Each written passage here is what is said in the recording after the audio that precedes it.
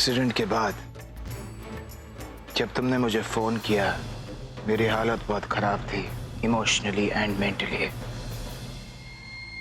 खुद को संभालने के बाद मैं तनु के रूम में गया। Take care of yourself please Tanu, रो मत। मैं हूं ना तनु। प्रज्ञा बच गई तनु, लेकिन तुम्हें कुछ नहीं हुआ तनु, तुम बच गई। That's the most important thing. I know Nikhil, पर मुझे ऐसा क्यों फील हो रहा है जैसे मेरे साथ कुछ गलत हुआ है। कुछ गलत नहीं हुआ, कुछ गलत होने नहीं दूंगा। मैं हूं तनु, कुछ नहीं होगा। How you feeling now? Doctor please मुझे बताइए, मुझे क्या हुआ है? मुझे क्यों ऐसा लग रहा है जैसे मेरा बच्चा। हमें बहुत दुख के साथ कहना पड़ रहा है कि हम आपके बच्चे को नहीं बचा पाए।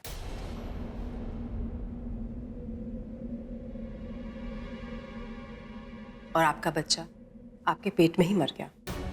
आपको भी बहुत चोट आई थी, वो तो हमने बहुत मुश्किल से आपकी जान बचाई है, वरना शायद आप।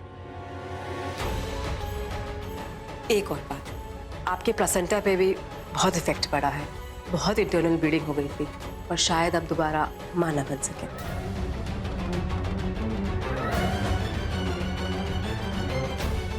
We are sorry for your loss.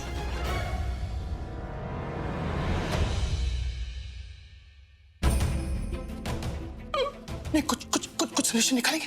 कुछ नहीं, this is not the final, this is not the final. मेरा बच्चा मर गया बिना इस दुनिया में। फिर अब मैं क्या करूंगी? एक वही तो था जो हमारी बॉन्डिंग थी, शादी से ज्यादा मजबूत रिश्ता। एक वही था जिसने प्रज्ञा को अभी से अलग करके रखा था। अभी और प्रज्ञा एक हो जाएंगे। We are finished। ऐसा कुछ नहीं होगा जब तक मैं जिंदा हूं तनु। सिर्फ ये सिचुएशन जीत गई है वो, ये बाजी जीत गई है, लेकिन गेम अभी तक नहीं जीत गई है। अगर तुम वो करो जो मैं कहूं तुमसे, सिर्फ नेगेटिव मत सोचो, सिर्फ वही करना। अभी हमारे बच्चे की कसम।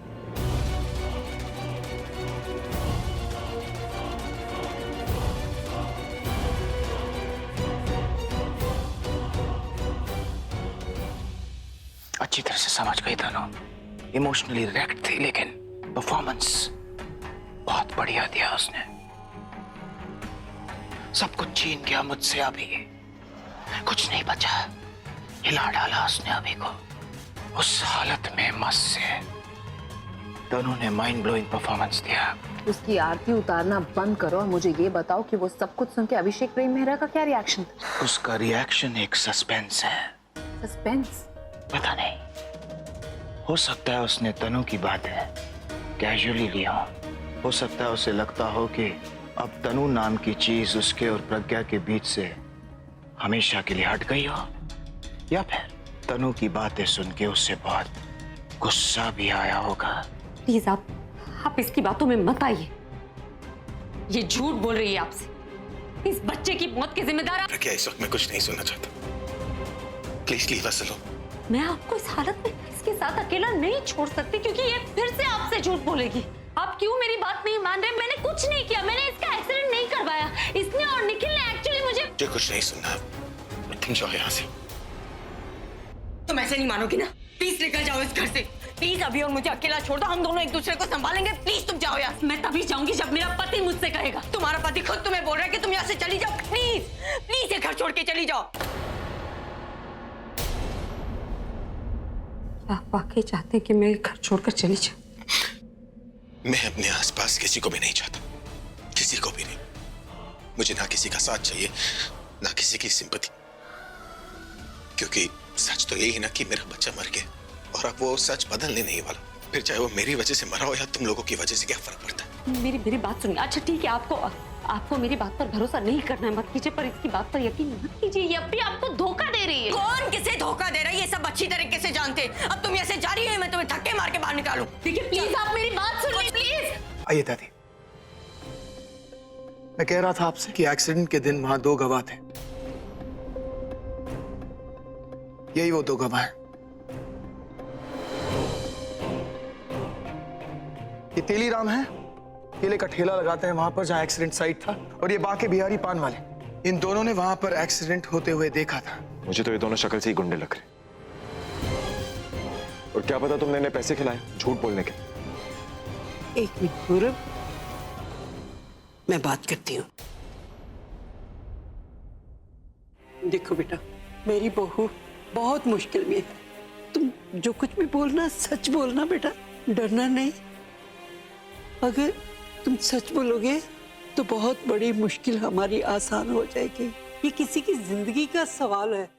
यार ये बुढ़िया के आंसू देख के इमोशनल ना हो जाए। इमोशनल होके इसने अगर सच बोल दिया तो जी जो भी मैं बोलूंगा बिल्कुल सच बोलूंगा। दादी मैंने देखा कि बड़ी सी गाड़ी तेजी से चली आ रही थी, उसके पहले ये भाई साहब उसको बचाते, गाड़ी ने इसको उड़ा दिया।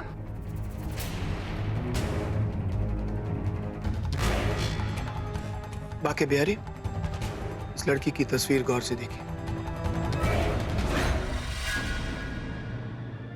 गाड़ी चलाने वाली लड़की क्या यही थी?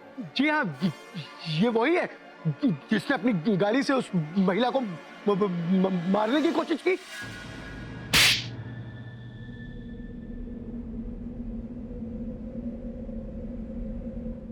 झूठ बोल रहा है तू। कहा था ना सच बोलना। अरे भगवान भी नीचे आकर बोलेगा ना तो भी मैं नहीं मानूंगा। अगर प्रज्ञा ने कहा है कि उसने ये नहीं किया तो इसका मतलब तू झूठ बोल रहा है। तुम सब लोग झूठ बोल, एकदम झूठ बोल रहे हो। देखिए दादी जी, मैंने तो बिल्कुल सच बताया। मानना ना मानना ये सब आपके ऊपर है।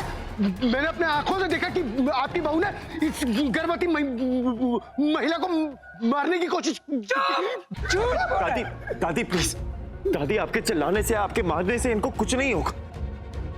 दादी दादी मेरी बात सुनिए प्लीज। दादी इनका झूठ हमारा सच बदल नहीं सकता और हम जानते हैं प्रज्ञा दी ने कुछ नहीं कहा। दादी उनकी बेगुनाही के लिए हमें इनसे सबूत लेने की कोई जरूरत नहीं।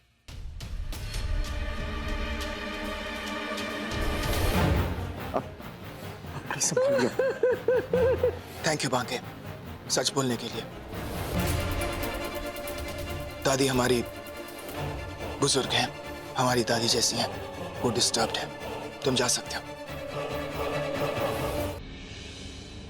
सुनिए, मैं कुछ नहीं बोलोगी तुम। अगर तुम सच भी बोल रही हो तो मुझे तुम्हारी बात नहीं सुननी। पता है, मैं अपने आप से कहता था कि तुम ये सब कुछ नहीं कर सकती, लेकिन अब तुम्हारी असलियत सामने आने के बाद मैं तो अपनी दिल की भी नहीं सुनूंगा।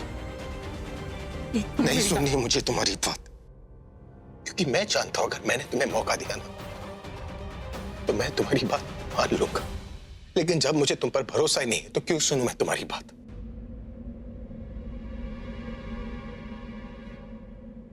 एक वक्त था जब मैं तुम्हें देखता तो मुझे अपनी फूफी की याद आती थी, लेकिन अब जब मैं तुम्हें देखता हूं तो मुझे अपने बच्चे की याद आती, अपना वो प्यार याद आता है जिसकी वजह से मैंने अपना बच्चा खोया है। अब तुम मेरी बात सुनना तो क्या मैं तुम्हारी शक्ल तक नहीं देखना चाहता। प्लीज लीव, चली जाओ मुझसे दूर, मेरी जिंदगी से दूर। मैं तुम्हारी शक्ल नहीं देखना चाहता। I'm saying just leave. मेरे दिल ने चुन लिया ने तेरे दिल दिया राह,